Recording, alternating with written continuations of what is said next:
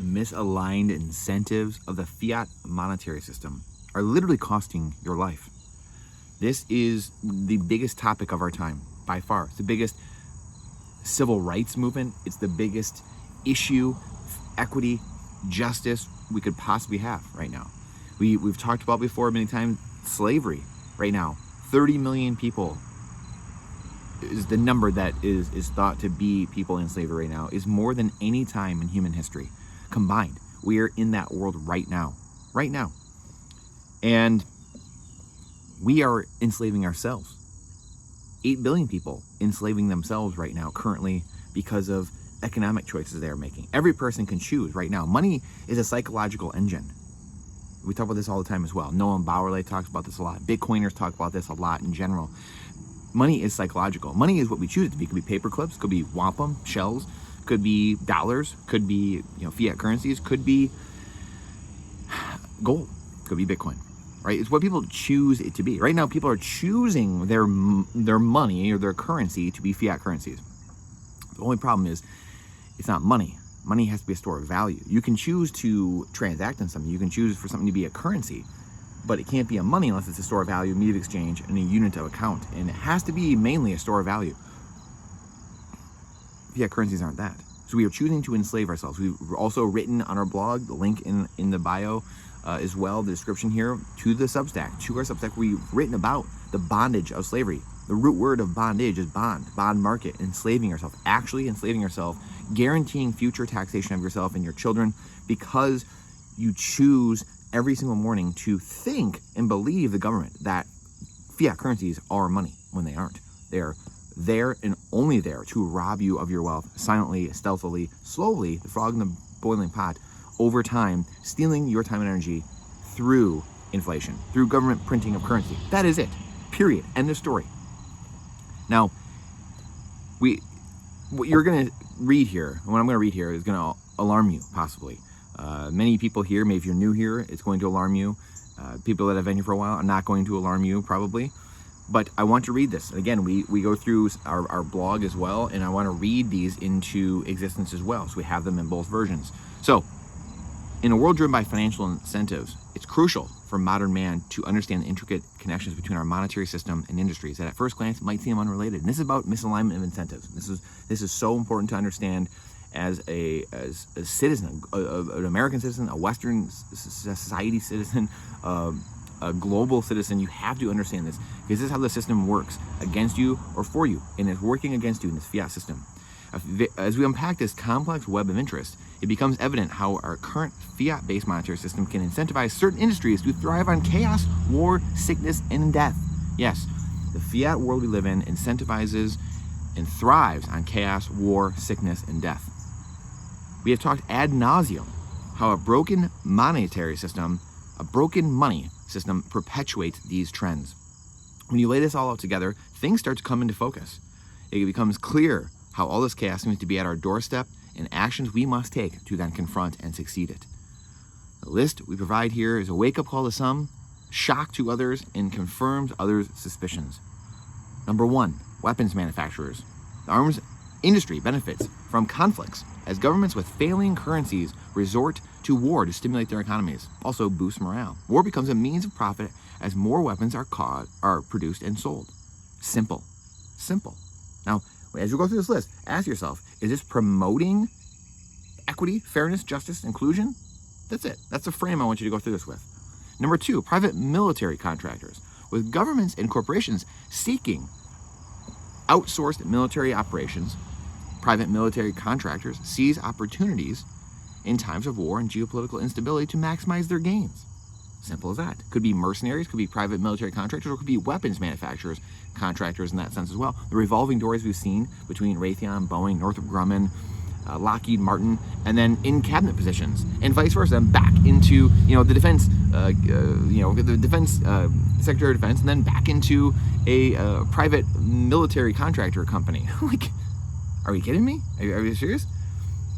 3.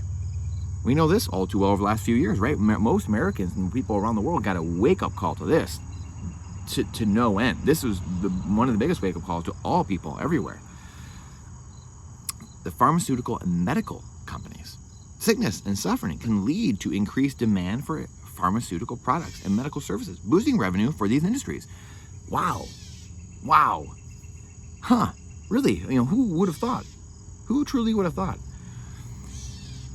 4, funeral services. Death is a solemn reality, but funeral services can profit from rising mortality rates, offering their services during times of increased uncertainty.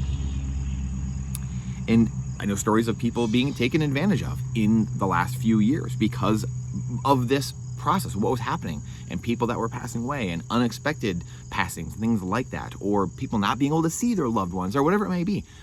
And a lot of these things were done, these choices were made because of the almighty dollar, because of fiat, incentivizing the greed, fear, stoked with fear, and then incentivizing greed, where Bitcoin doesn't ask human to change. It actually monetizes the greed. It actually aligns the incentives so everyone's on the same page. Because again, if you're getting paid, if funeral companies or services and all these services, right, these things are going to be a fact of life. Like, these things are going to get bought. But if that company, like we always use the iPhone example a lot, if you paid Apple for the original iPhone $1,000 worth of Bitcoin, or paid them 1 Bitcoin, we'll say, in 2000, the first one came out in 07 or whatever it was, but just say it was 09 or 2010, you bought your first iPhone, and you paid them 1 Bitcoin at that time, or I'm sorry, well, I guess it'd be 10,000 Bitcoin, just like the pizza day, right? If you paid that guy, the pizza provider, May 22nd, 2010, paid 10,000 Bitcoin for a pizza or 2 pizzas, or you paid 10,000 Bitcoin for an iPhone. Do you think Apple would care about screwing you over with a bad battery so you had to come back 2 years later and buy another one? No, they wouldn't. They'd be focused on actual substance and value, because their 10,000 Bitcoin now would be worth how many hundreds of millions of dollars. And just imagine if they were doing that over and over and over again over the last 10 years, how many Bitcoin they would have accrued. Are they going to need to keep scamming you over and over again? This goes for every company, right? We talk about aligning incentives. 5, disaster relief companies. Disasters and emergencies generate demand for disaster relief services, providing opportunities for companies operating in the sector. And this could be anything. This could be preparation. We talk about preparing all the time, getting prepared. Food shortages, gun companies. There's no prejudice here. I'm not trying to say there's one way or another, funeral, whatever. I mean, again, someone, a hunter, growing up his entire life, no bigger advocate for the Second Amendment than me. And again, gun sales, gold and silver, things of that nature, that can be when you're looking at a world that has chaos. If you're a gold and silver company, or if you're a gun manufacturer, or if you have a food storage, or things like that, you win at the end of the day if there's bad things that are happening. Again, fueling off this fiat world where it's draining. You're losing your wealth because you have to go out and sell more of it. You have to go create more of that so you can sell more of your product or your service. Again, wouldn't it happen? It'd be opposite if you were in a Bitcoin world, a neutral money with deflationary properties that literally accrued in value.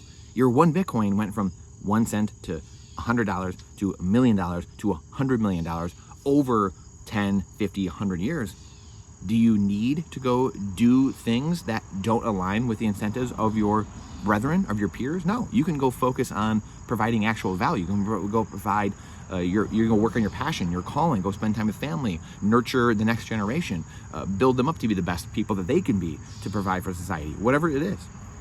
Number 6, hospitals and healthcare providers. Ooh, this is another interesting one. Financial incentives within the healthcare industry can lead to overdiagnosis, you don't say, overtreatment, you don't say, and prolonged procedures to maximize profits, you don't say.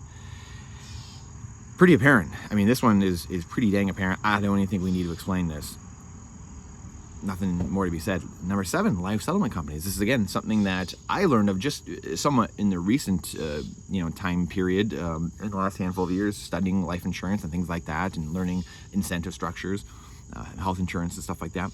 These companies profit by purchasing life insurance policies from individuals in challenging circumstances, capitalizing on financial distress. Sometimes it could be an older person that, is 80 years old. Maybe they have a $5 million policy, and they're only offered, $1 million or $2 million or something like that. And they're like, yeah, I'll take it.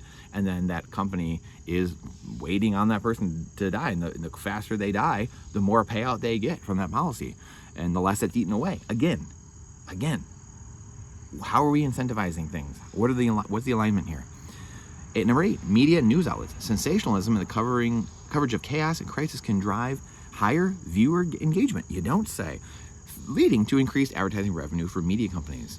Again, when you have a true money, store of value that goes up in value over time, you don't need to keep clickbaiting people. And this goes for the left and the right. Again, like we said, the fight isn't red versus blue, it's the state versus you. There's a uniparty.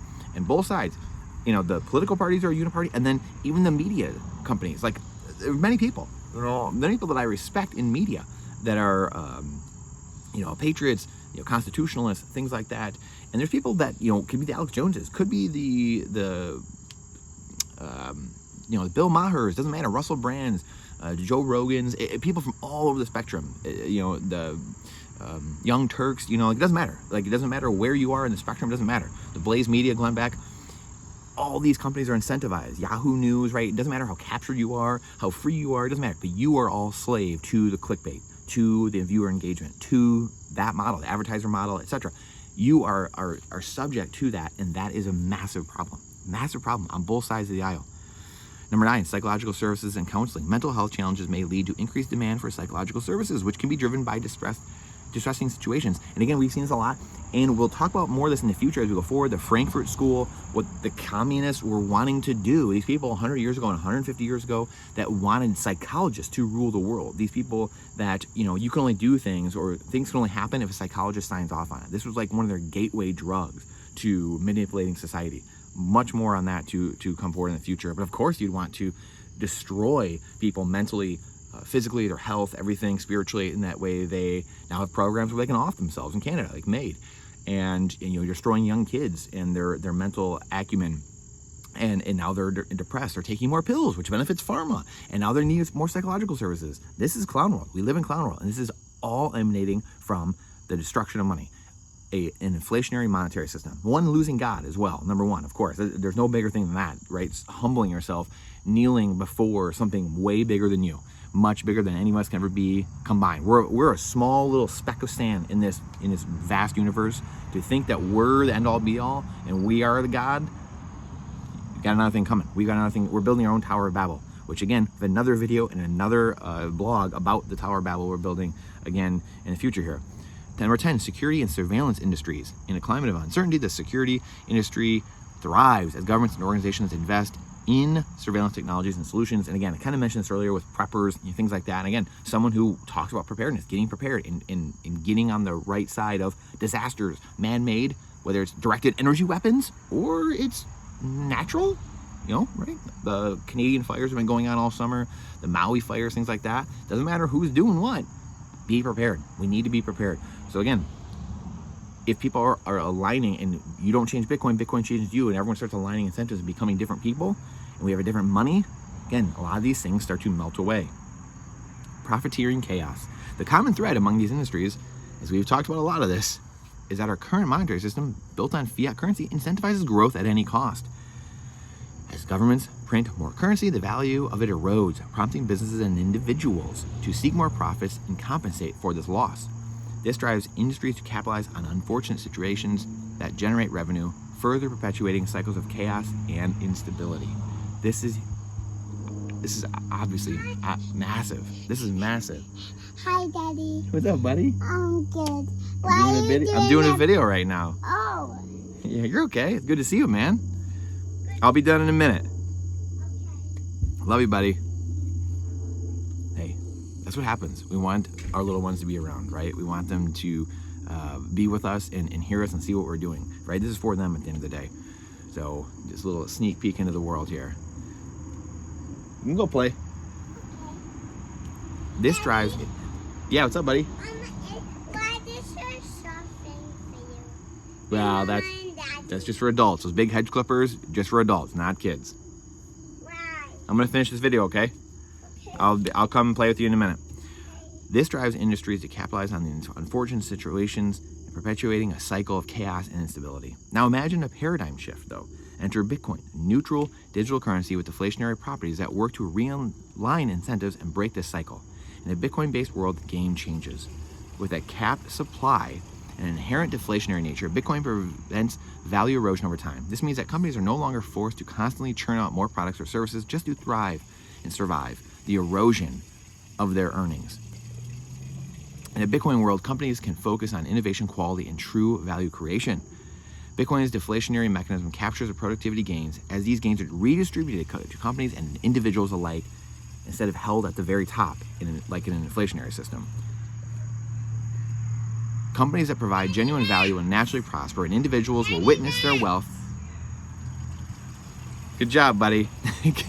Companies that provide genuine value will naturally prosper, and individuals will witness their wealth grow over time without the need for constant consumption. Ultimately, the power of a natural deflationary currency like Bitcoin lies in its ability to reshape incentives across industries. As we understand the dynamics of our current monetary system and the potential of Bitcoin to transform it, we can collectively work towards a more sustainable, ethical, and prosperous future for all. Stay strong. As the kids run out here, please share this out. The algorithm hates truth. Trust but verify. Question everything boldness, even the existence of God himself. And this is not financial advice, it is freedom advice. We'll see you on the next one.